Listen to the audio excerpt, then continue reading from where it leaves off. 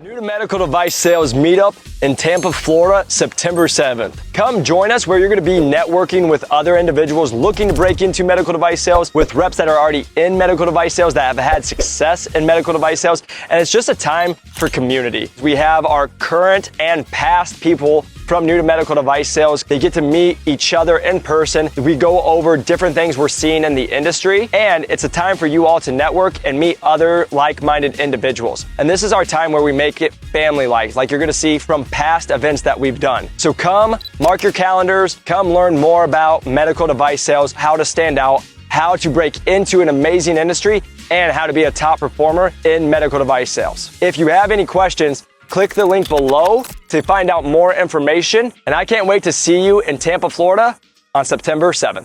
Hey everyone, I just wanted to take a moment just to say thank you so much for all the support, and to all of you that continue to watch, send us the message. It truly just means the world to watch you guys change your life, to get the value that you're looking for from these podcasts. Really what you guys have seen on the last few podcasts is us being able to help people who weren't making six figures to now making well over six figures, helping them change their lives. And this is what I'll just say is they decided to change their lives. They just allowed us to be a part of that. And that's the biggest thing of what we do here, is just continue to help you change your all lives. We're just here about trying to make you guys the best version of yourself, not only in breaking into medical device sales, but also in this life. And that's the community that we've created. And I'm absolutely so proud of that. If you guys don't, you guys can come and follow us at New to Medical Device Sales or Jacob McLaughlin on LinkedIn. You guys can also go on any other platform, follow us. You can click the link below if you want to learn more about what we do. But the thing I want you to know is every single time we're making this is I've lived it with you guys. I make this, I do all this stuff because I was there. I was exactly in your guys' spot. I was in the point of didn't know how to break in, didn't know what to do. And even if you are in the industry of like, what to do now, what should I do? Because again, like I said, a lot of times I didn't get the help. I didn't get the coaching that I was looking for. And that's what I wanted to do, is just continue to make this for you all. Because it's, again, showing you guys we don't need anything from you, don't want anything from you. I've just continued to put this all out here because I hope it's just helpful. And again, just from the messages I've even received just today, seeing how many people have messaged us just saying how helpful this has been, it just truly means the world. And that's always been my goal. So today's podcast, everyone, is going to be me when I did my first year reflection in medical device sales. The reason I wanted to share this episode with you all is a couple reasons. Number one, to let you all know I was in your guys' shoes. A lot of people will see me now, see the success we've had, see what we've been able to accomplish. And first off, if you guys go back to the older episodes, you'll see literally I was a personal trainer saying, watch me break into med device sales. And everyone was like, that's crazy. It still is crazy, but we're doing it every day, and we've helped a lot of other people do that. But the reason I wanted to show this is because I hope it does a couple of things to encourage you all. Number one, if you guys aren't in med device sales, I hope you guys get a lot of value from me just sharing what my first year was in med device sales. Or if you guys are in med device sales, what my experience was. But what I also want you all to see is I was you. I am you. I hope when you guys hear this, you're like, I'm beating that. I'm better than that. I already knew that. That's my goal. I hope you guys are there. But it's also to continue to help you guys, if you're not there, give you a real feel of what it was like when I was going in that moment. Because I don't want you guys to ever think that I get on these and I've like lost where I was. And like I say, oh, do this because I just think I'm on a pedestal and I feel better. It's never that. It's I've done it. I lived it. What you're going to see is literally when I had traveled and I was in New Mexico, and I remember all the trips I took there and all the hours that I've done. Why I also built this business while I was doing another business. Like I remember it like it was yesterday. And that's why I share this with you, is just a reflection of me, but just to humanize myself, to just show you guys I've done it. I've been there. And hopefully you see that, to know you can do it, know that you can be there. To wherever you guys want to get to, you can get there in med device sales and even beyond med device sales. And that's always just my encouragement. So I hope you guys watch today's podcast and just be able to be encouraged that maybe you know more, or maybe you're on that route, and maybe you can just see where I was in at 1 year and all the things I learned from no training, no help, not a lot of it, to being where I learned in the first year, to just understand the next 3 years after that, went in and closed the largest deal in company's history with a medtech startup, was able to go be a regional sales manager. During that time, I ended up closing my quota, and I was, again, a top 10 performer. But again, you guys can go back and see me in the moment of before all of that. And that's why I want to just continue to sit here and show you guys. It's not just like there's an overnight success. It's taken years to be here, but you guys can be there too. But I just wanted to share this is because it's whether you're in med device sales, you want to be in med device sales, hopefully this can just be an encouragement of one day you could be in that same spot. Maybe this gives you encouragement if you're in the industry that you're like, hey, I already know that. I'm already doing better than that. And that's great. But I just want to give you guys a little more depth into me and depth into us, because some of you might have just found us and seen 3-4 episodes, in the last couple of weeks, but you guys haven't gone back and saw when I was 25 being a personal trainer saying, I want to break into this industry, handing out my resume outside of surgery centers during COVID. Like, there's a lot to this story. And I just want you guys to know, literally from the bottom of my heart, I just want you guys to know, I just want to help you. That's literally it. That's all I want for me to do, is encourage you, help you guys be encouraged and girls to want to do this, because I think this is the best industry in the world. I get the opportunity to watch people change their lives. And even today, I got 3 people that we've either worked with before, we helped them break into the industry, or we were friends with while I was in the industry, that have reached out to us asking for our people for jobs. And it's cool. But it makes me think back to the podcast I'm about to show you, of all the hard work and all the hustle it took to be in this spot today. And so hopefully this is just an encouragement to you all. So 1 year reflection, 1 year in medical device sales. It has been quite the journey. I look back on my first couple of videos that I had, and it makes me laugh about like how much I've grown, just how much I've learned, how much I've had to just deal and adapt with and overcome. So it's been a great journey. Again, like everybody knows, I came in as a full line sales rep. I have a quota. I did all that. So it was just a big learning curve. And, if you watch my first video a couple of weeks in, I thought my head was going to explode. I was dying. 3 months, still kind of like rough. 6 months, okay, I was starting to get the hang of it. 9 months felt pretty good. And now I can sit here and say, being a year in, there again, you're always learning. You're always going to get new things. I'm always going to be looking back and be like, okay, I could do this better, or just have like situations with, that I'm in with a new sale, new contract, everything, that I'm always going to be learning in this division and also in this industry. So that's great.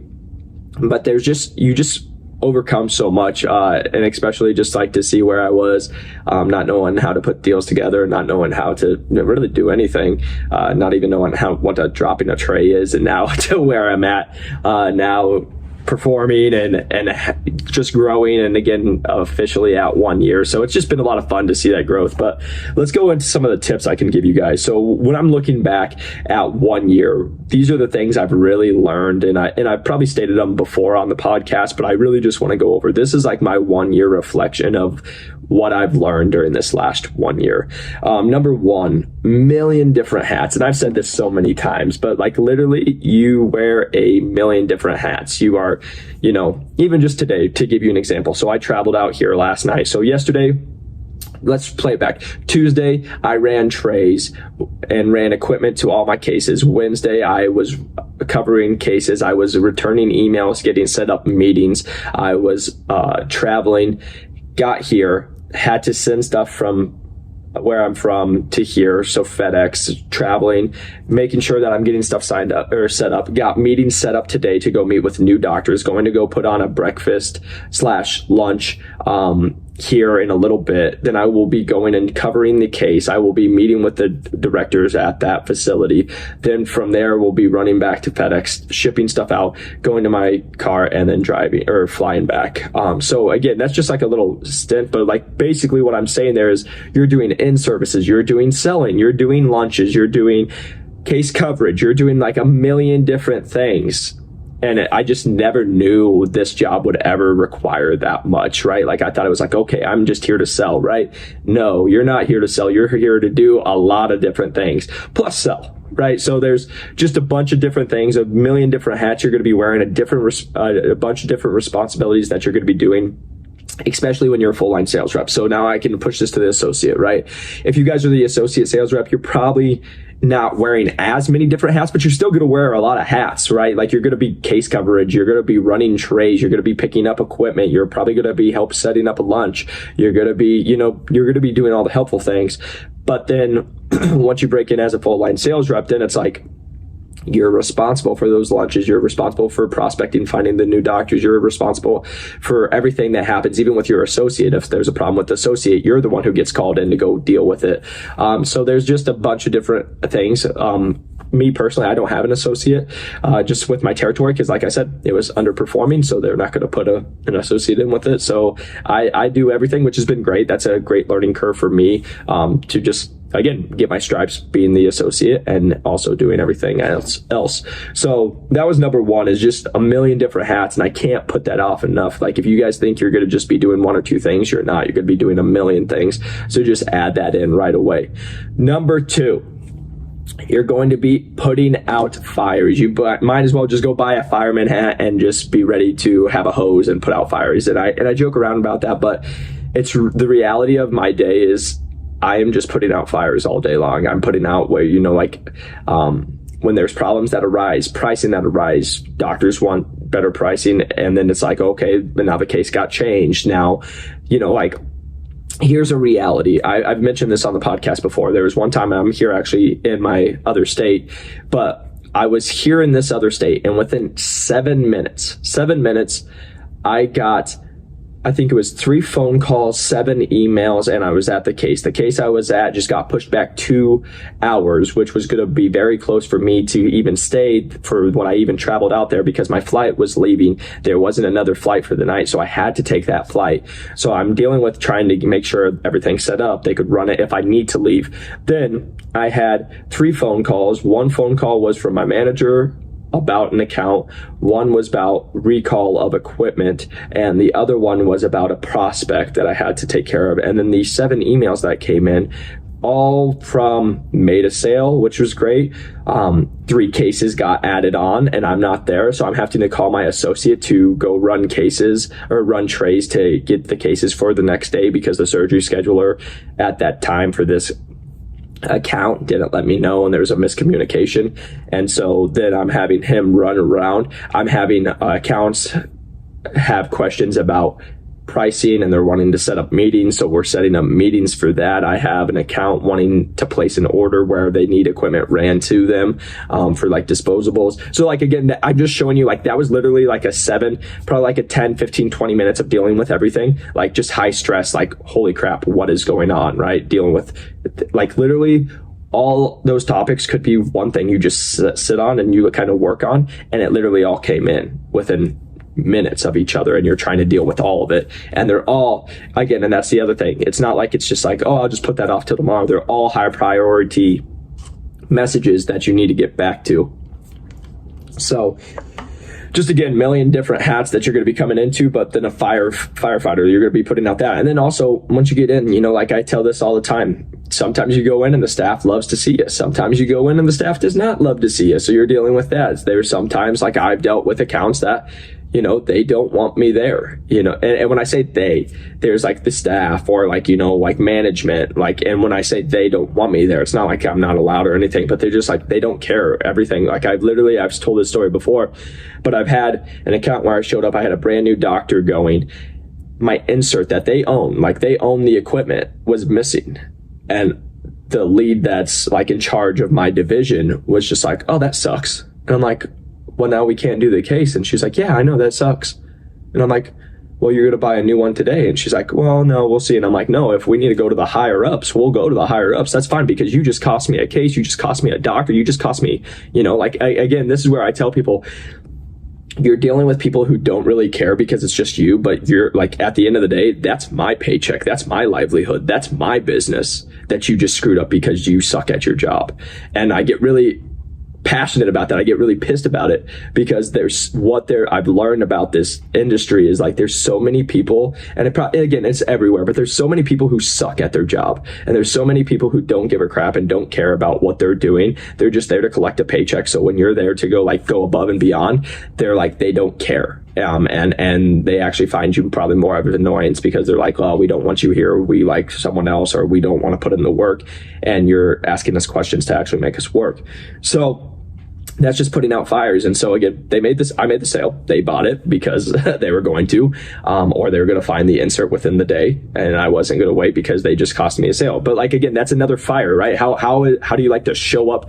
You've promised your doctor all this stuff, and then they don't even have it. And then the doctor's mad because now the case is pushed back. And luckily they had older equipment, but then the older equipment doesn't work like the new equipment that we have. And so then they're like, well, this isn't as good. And so again, there's just all that different stuff that comes with it just to keep in mind, right? Like that's just one example of a fire that you're putting out in the day. And then that wasn't the greatest day. I remember it. There were several other things that didn't go great. So again, there's always putting out fires and how you go. Number 3, this goes back to everything, over communication, right? Like I said, some of the surgery schedulers, like just to give you an idea, last week I was at an account about 40 minutes away from another account, and I get a call and they're like, are you coming? And I'm like, coming to what? And they're like, coming to the surgery for this doctor. And I'm like, when is it? And they're like, right now. And I'm like, nobody told me. Like, first off, the surgery center is supposed to call me and let me know about it, and they're supposed to confirm to let me know that there's a surgery.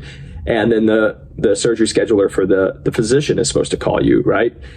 Nobody had let me know. And they're like, now the accounts have to go by themselves. The doctor has to go by himself, which he was fine. But again, it's like more of the point of like, and they were like, well, we told you about it. And I'm like, no, you didn't. And they're like, yeah, we did. It says we did. And I'm like, well, that's great that it says it did, but I've not missed a case for you guys yet, and it's been a year. You think I'm just going to lie and say, no, I've never showed up, but yet have showed up to every other case, whether it's at the break of dawn or at late evening. And they're like, huh. Come to find out, this patient was scheduled for sometime in September. It canceled. I had confirmed the one in September, but it canceled altogether. They did not reschedule it for me, and they canceled it, and then they rescheduled it, but without telling me about rescheduling it. And then the surgery scheduler for the physician usually emails me every week. She didn't email me that week, and then we got to where we were. So again, that's just like over communication. So now I made sure that like every case that's ever scheduled, both need to be emailing me every week so I can be there, so I can help support. And just everything. I say that with every account. Even when I'm going in and I'm talking with accounts, I'm sending emails with everything we talked about, because I promise you this will happen.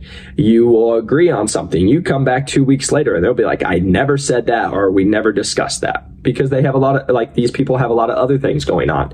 But then for me, or if it's like equipment that I drop off, take a picture of every piece of equipment, because this has happened. Like even that account that I just told you who lost my insert, I brought in a tray because they were out. They needed to get new equipment, right? And so I brought in a second tray. Well, I have a hand piece that goes in my tray to put our disposable in to do the removing of the specimen. It was not in my tray when we opened it. And then they called her, and then her first thing she says is, did the rep bring it? Because he probably didn't. Well, I just went to my phone and said, well, here's the address, here's the time I dropped it off, and you can see that this is your facility. And that was yesterday at 4:00. And you can see that hand piece is in there. So I did bring it. You guys need to find it. It's simple little things like that that's just covering your butt that's going to make the world. And then also just with your, surgery schedulers, with your OR directors, with your staffing, just over communication, because it's just tough. Like even with me, like we have a tube that we put in a drape that we have. And I literally said like this the other day, but I literally said it to the scrub tech 5 times. Make sure that the yellow tubing goes into the drape, falls into the drape. Okay, I got it. 5 times I said that. Gets the yellow tubing, throws it right on the floor. Now it's not sterile, right? Like it's stuff like that, but it's like I over communicate. I don't know what else to do with them. And then they're like, oh crap, I should have, so like, I just say that you guys have to over communicate to everybody, the staff, your teammates, like everybody, because over communication can never hurt you. And even when you over communicate, like I said, told her 5 times, still nothing, right? Sometimes you can over communicate and they still don't get it. So again, the more reason I say over communicating is just to protect yourself. And that's something I learned is, like there's a lot of things that will go on within the hospital system, even within your company, right? Like that there'll be like, where's this stuff? Or did you ever drop this off? Or what did we say like 3 weeks ago, right?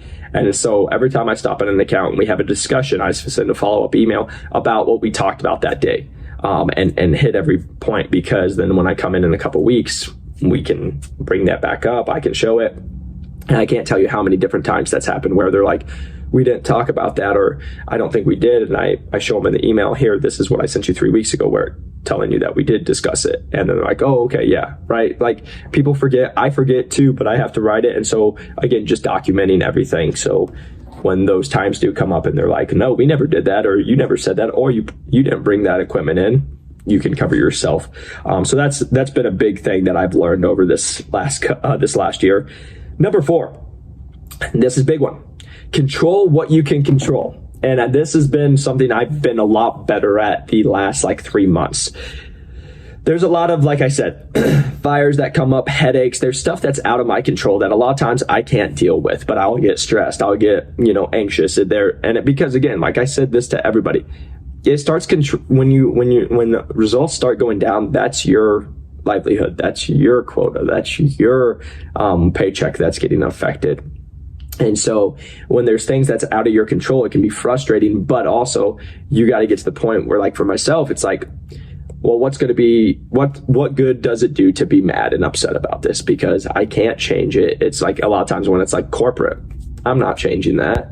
I'm just going to have to roll with the punches and find out. Even if there's a problem that I can fix, I can shoot the email, but if it's going to corporate, corporate's not quick. So a lot of times it's going to be a day or more, before it gets fixed. So it doesn't do any good to get all upset, freak out, get mad. So just taking a day at a time, which I've mentioned at the beginning when you guys first start, because there's just so much to learn, but just controlling what you can control, because there's going to be a lot of stuff out of your control. For example, there's been times you walk into the OR and they're short-staffed and they don't have what they need. You show up and they thought they made an order. They didn't make an order, and now they don't have equipment. Luckily, if you come prepared, you'll be fine. But there's just so much stuff that's over your control. And the big thing I should even say is right now, everybody's facing it. So it's not just us. Supply chain. Supply chain's all backed up. I'm selling equipment. We can't get equipment because it's not even made yet, because it's overseas. And now they're having these shipping problems. And there's stuff for us, equipment. It's hey, you might make the sale. It probably won't come in for another 2 months. That sucks. What can I do about it, right? And I'm going to have my accounts mad because they paid money for it and they want it now. But I just have to be honest with them and say, and then again, if they're upset about that, and just again, I'm so sorry, I apologize. Is there anything I can do in the meantime? Here, I'm gonna, and then going above and beyond to help them, make sure that they have everything that they need until they get what they purchased or what they need coming in. So just again, control what you can control your attitude. That's something that's always in your control. And that's something that, again, these last couple of months, I've been trying to focus more on, because like I said, during the last year, it's great, but there can be those days, those weeks that just get frustrating, that it's just you get mad and you're and it can just push you down. So you just got to make sure to every single day, smile, be a resource, do everything you can. And at the end of the day, as long as you can say you did everything, that's all that matters. And then number 5, how am I feeling? We're 1 year in, and this is where I would just say, at 3 weeks, I thought my head was going to explode and so forth, right?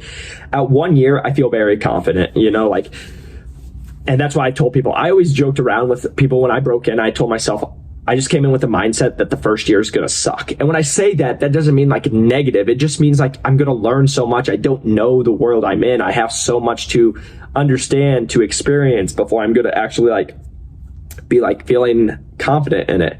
And I'm at that 1 year mark for myself. I'm there, I'm not scared to go to cases anymore, right? I don't have those nervous, little butterflies in my stomach when you have a big case coming up, going to talk to physicians. It's not like I'm freaking out or doing this, it's just, now it's a conversation and seeing if it's a good fit for both of us. So it's just being able to see where you're at in the territory, what you feel like. And right now, being a year in, I feel very confident. Like I said, I've seen all my hard work pay off. I'm now in the top 10 and I broke the top 5, but again, it's always changing. But I know I'm in the top 10 for my industry, or for my division, which again, last year I was in last place when I took over. So again, just seeing all the hard work pay off, I feel very confident where I'm at to be able to do this job, do this position, and again, just be able to continue to learn and grow this to a bigger quota, bigger territory, and just continue to see what we can have success in here. But yeah, I just say that feeling confident because this is for those people that are breaking in and they're like a month or two in and they're like, oh my gosh, like it gets better. Like I always said, it just takes time and experience. And because you're not going to know about certain things that happen in surgeries, like I say that all the time, there's some surgeries when I first started that didn't go great because I just didn't know, but then you learn through it. And now when that same problem comes up, hey doc, just try this, bam, fixed right away, the case goes well. So again, just always learning. But I just say that I'm feeling very confident for you guys, like being a 1 year in. So if you guys are breaking in or like you're just getting in or you're like learning about it, you know, just go in with the mindset the first year is going to be a lot of learning. You're always getting educated. You're doing a lot of experiences and you just have to experience it because that's just life. I hope you guys found that helpful. Why I wanted to make this and share this with you all is just to show you I'm in your guys' shoes. I was in your shoes and I was where you are. I know a lot of people I get on the calls with, they're like, well, back in the day you did this or whatever it is. And it's like, guys, I lived it. It's why I can talk with you guys with so much confidence and I can have the conversations that I do is because I lived it. I did all the stuff. I ran the trays. I did literally everything. I did more people's jobs than I was paid to do, made all of the deals that I needed to get done by myself, not much training, not much help. And the reason I'm telling you guys that is because that's why I made this is I hope it was either an encouragement if you're in it and you're going through the rough times of running the trays, doing all this stuff as the associate, been there. If you guys are now in the industry and you're in first year, second year, third year, I'm hoping you're watching that and you're like, man, if that's what he did in that year, I'm crushing him. I hope that's for you too. Because again, my goal is just to continue to help you guys, bless you all, and continue to encourage you all. Because again, that's all I want for you all. I want you to be so successful. So if you guys are really interested in breaking into medical device sales, or you are already in medical device sales, because that's what this podcast was made for, but we have a lot of people actually who are trying to break in and listen to it, which is fun. If you guys are either trying to go from that associate rep to a full line rep or a full line rep to actually making money as a full line rep, or you guys are trying to get in the industry, click the link below. Happy to get on a call. Just this week, we've literally had 3 different people reach out to us for our people, whether that's companies, that's distributorships, or that's even people that were in our program that know about jobs that haven't even been posted yet. And it's really fun. I always love helping you guys. Also, we have conversations with CEOs. We're working on some fun things here. But the reason I'm just saying that is if you guys are ready to make a change for your life, whether you're that rep who is an associate, but you don't want to be an associate or you want to continue to grow your career, we can help you. If you're that rep, we get reps that are in med device sales that are full line reps, but they're only making 60, 70, 100, 110K, but they want to make 200 plus. We've been able to help those as well. And if you guys aren't in the industry and you're just trying to break into medical device sales, we can help you with that. But again, I just always make you guys know, don't need your money, don't want your money. It's why we put all this stuff out here for free. But what we do is try to continue to show you, I've lived it. It's why I've talked to you. I've documented the whole journey, literally when I was like, I want to break in to where I'm at today. And just to show you guys that I'm here just to help you. And if you guys want to be here and you want the help, I would love to help you. But just going back to, we know we're not for everyone. I always bring it back to when I was a personal trainer.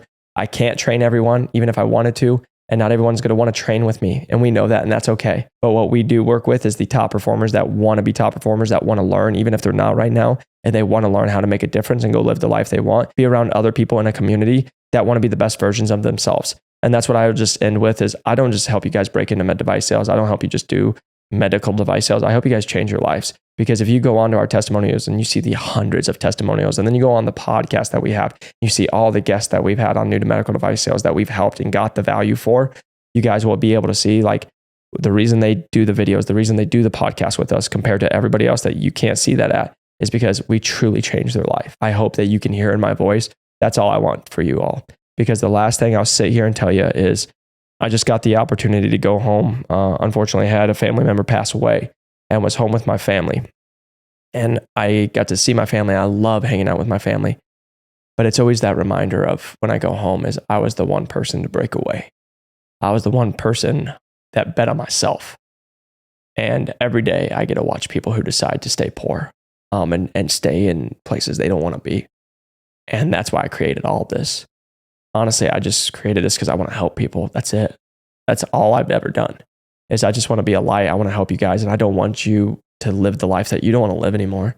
So if that's you, like that's why I'm here. You guys don't want it, don't want the help. We put all the free stuff. I hope it's helpful for you. But I hope you guys just know from the bottom of my heart, I truly, why I do what I do, why we get the results, why we have so many people sending us literally today, just got 3 testimonial videos on our phone, is because we truly come and change these people's lives to live the life that they want to. And that's all I want for you. So you guys are serious about that, you can press the link below. You can press that like and subscribe. Share this with somebody it would be helpful for. It would mean the world to me. Until next time, I hope you guys keep crushing a quota. I'll see you on the next one. Peace.